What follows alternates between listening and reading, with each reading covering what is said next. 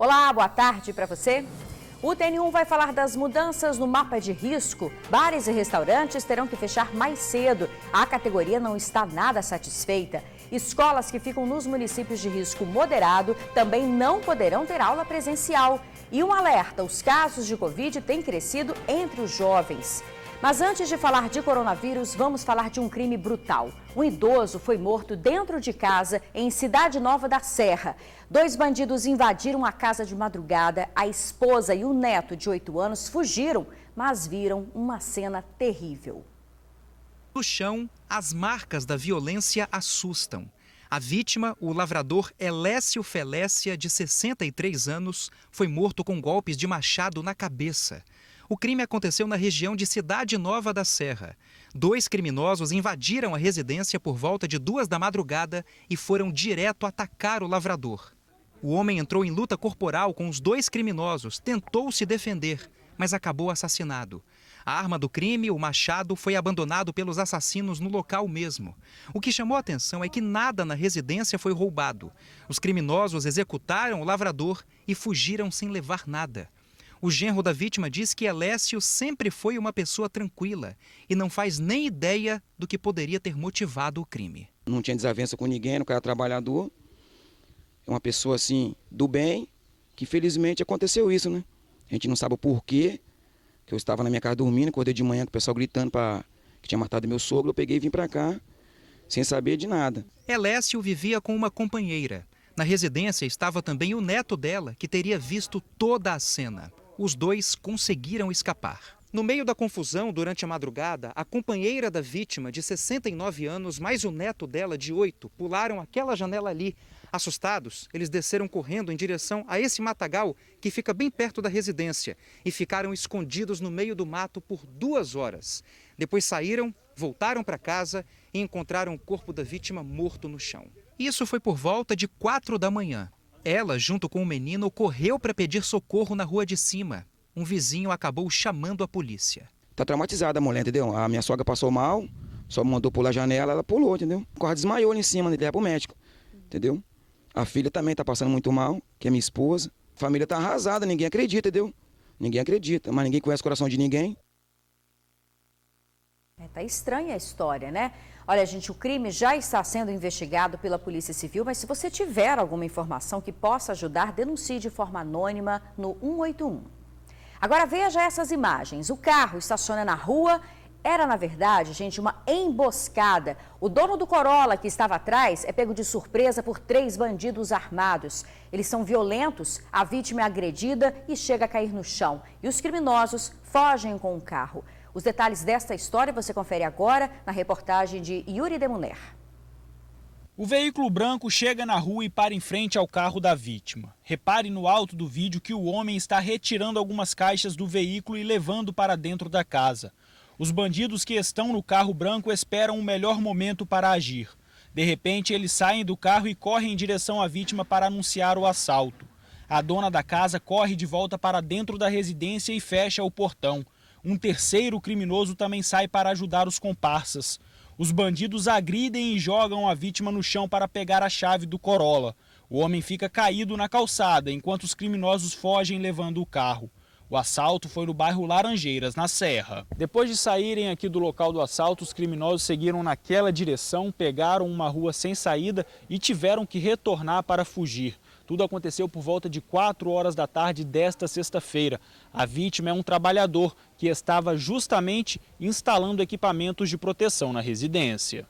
A dona da casa é esta empresária que tem medo de se identificar. Parei para abrir o portão para o funcionário colocar o material dentro da minha casa.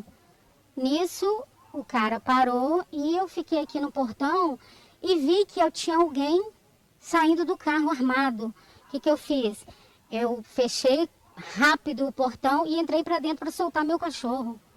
E nisso eu comecei a gritar, pedindo socorro, porque eu não sabia o que ia acontecer com o funcionário que estava aqui fora, Durante a ação criminosa, ela estava apenas com o filho de 8 anos em casa e temeu que algo pior pudesse acontecer. Eu tive que fechar com medo deles entrar na minha casa e assaltar. Então eu fechei correndo e fiquei com medo dele aqui fora. A minha preocupação era dele aqui fora. Esse homem que mora na rua onde o crime aconteceu conta que os assaltos são frequentes no bairro e que os moradores vivem presos dentro de casa. Infelizmente, agora mesmo a minha imagem representa a segurança, né? Eu não posso nem aparecer porque quem tem que estar escondido somos nós, moradores, infelizmente. Então isso já se tornou um problema nacional, né? Nem local. E não vejo nenhuma autoridade intervir por nós. Esse é o grande problema.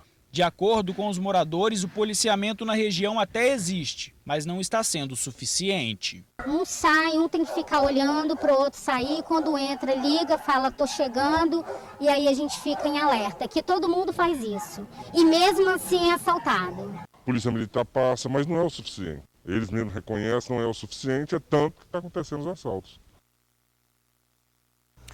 Olha, os bandidos ainda não foram presos. A Polícia Militar afirma que faz operações com foco na redução dos crimes contra o patrimônio ali na região e que a companhia está empenhada em reduzir os índices de criminalidade no bairro. Em Vitória, gente, uma mulher reagiu a um assalto e as câmeras flagraram tudo. Olha só, os dois ladrões passam de bicicleta e eles vão em direção à mulher que está ali no portão da casa. Surpreendentemente, ela reage aos dois bandidos, luta com eles, ela não quer entregar a bolsa. Tá aí as imagens, ó, lá no cantinho, tá vendo ali atrás do carro? Ó lá, ela começou a lutar com os bandidos, um bandido fugiu e o outro, ela vai atrás dele, ela derruba o ladrão no chão. Ela tá puxando a bolsa dele, ela não arreda o pé dali, olha lá, ainda dá uma bolsada do ladrão. Gente, quando eu vi essa imagem, eu não acreditei, essa mulher danada. Derrubou o bandido no chão, o bandido fugiu a pé, largou a bicicleta para trás, ela baixou, pegou a bolsa dela e saiu andando. A gente ainda não conseguiu falar com essa vítima, né? Uma cena até, Deus me perdoe, engraçada, porque ela não entregou a bolsa e o bandido desistiu. Acredito que ela esteja bem, a gente está tentando falar com ela. Bom, vamos voltar agora a falar do coronavírus, gente. O mapa de risco mudou, passa a valer a partir da segunda-feira. 5 municípios estão em risco moderado. Entre as mudanças anunciadas pelo governo para evitar o aumento do contágio está a restrição no horário para bares e restaurantes. Mas essa medida não agradou a categoria. 5 municípios, 3 são da Grande Vitória: Cariacica, Viana e a capital. A última vez que uma cidade da região metropolitana apresentou risco moderado foi no mês de setembro. A mudança na classificação leva em consideração os números de casos ativos, a média móvel de mortes e também a taxa de ocupação de leitos de UTI para a Covid-19. Essa ocupação de 49,2% de leitos de UTI, naturalmente perto de 50%, na hora que você chega a 50% de ocupação de leitos de UTI, mais municípios, por essa ocupação de leitos de UTI, serão enquadrados e classificados com risco moderado. Por conta dessa situação, o horário de funcionamento de bares e restaurantes será alterado. De segunda a sábado vão funcionar até 10 da noite e aos domingos até às 4 da tarde. Desde que os estabelecimentos também cumpram os protocolos, porque o que tem acontecido também neste momento, o que aconteceu nesses últimos dias, foi uma certa acomodação de todos, de muitos, não vou dizer de todos, mas de muitos, né? Muitos de nós nos acomodamos, porque nós assistimos a pandemia chegar a um auge, ao pico, crescer, assistimos o mapa ficar verde, nos cansamos muitas vezes de tantos protocolos, tá certo? E acabamos nos acomodando, né? E essa acomodação levou à interação, levou à aglomeração e levou a um contágio que agora nós estamos correndo risco, de novo, a gente tem uma pressão maior sobre o sistema de saúde. Para o Sindicato de Bares e Restaurantes do Estado, a notícia veio como uma bomba. O setor já teme prejuízos com essas restrições. A gente lamenta essa restrição num momento tão difícil. Após restrições tão duras de 8 meses, nós fomos o setor que mais sofreu restrições, por mais tempo, né? E agora num momento tão importante que é o pagamento do 13º, o final de ano, a gente paga um preço que não é nosso. A gente verifica um relaxamento da sociedade como um todo e querem colocar isso na conta de um setor que já foi tão atingido, que gera tanto imposto, gera tanto emprego. Além do impacto no funcionamento de bares e restaurantes, a partir dessa segunda-feira, nos 5 municípios que estão em risco moderado, as aulas presenciais, tanto das escolas públicas quanto das escolas privadas, estão proibidas. Elas só vão poder acontecer de forma remota. E esse anúncio chega exatamente na semana em que a Secretaria de Educação informou que as aulas presenciais na rede pública, a partir do ano que vem, serão obrigatórias. Os eventos corporativos também serão afetados nos municípios em amarelo no mapa de risco. Nós estamos limitando os eventos corporativos, que nós não tínhamos uma limitação, mas agora a limitação de 300 pessoas, como são os eventos sociais. Neste mês de novembro, o painel Coronavírus registrou um dos números mais elevados dos últimos meses, que só não foi superior a de um dia do mês de julho. E o recado é aquele mesmo que você já está cansado de saber. Máscara, distanciamento, higienização. Porque se a situação continuar como está, poderemos chegar a ter cidades com risco alto para a Covid-19 nas próximas semanas. Não temos nenhuma previsão de restrições maiores às atividades, mas poderemos mudar e estabelecer novas restrições a cada semana. Elas serão maiores ou menores de acordo com o nosso comportamento. Olha, gente, reforçando, no comércio não houve alteração no horário de funcionamento nessas 5 cidades de risco moderado. E o governador fez um alerta que os casos de coronavírus têm aumentado entre os jovens. 64% das pessoas contagiadas no mês de outubro tinham, em média, 29 anos de idade. Olha, nas últimas 24 horas foram registradas 19 mortes e mais de 1.600 novos casos. O painel Covid tem os números gerais aqui da pandemia no estado. Nós chegamos a 160.903 casos confirmados, 4.101 óbitos e 164.427 curados.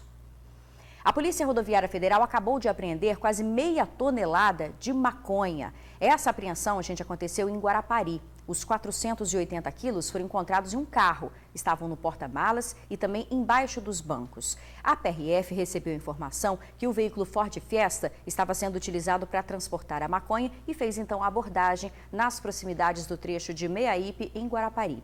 A ocorrência ainda está em andamento. Na Serra teve mais ocorrência policial. Vamos ver as imagens. Nem a chuva durante a madrugada desanimou o bandido. Ele observa bem se vem alguém na rua e depois encosta no vidro da farmácia. O resultado é este aí: vidro quebrado e balcão no chão.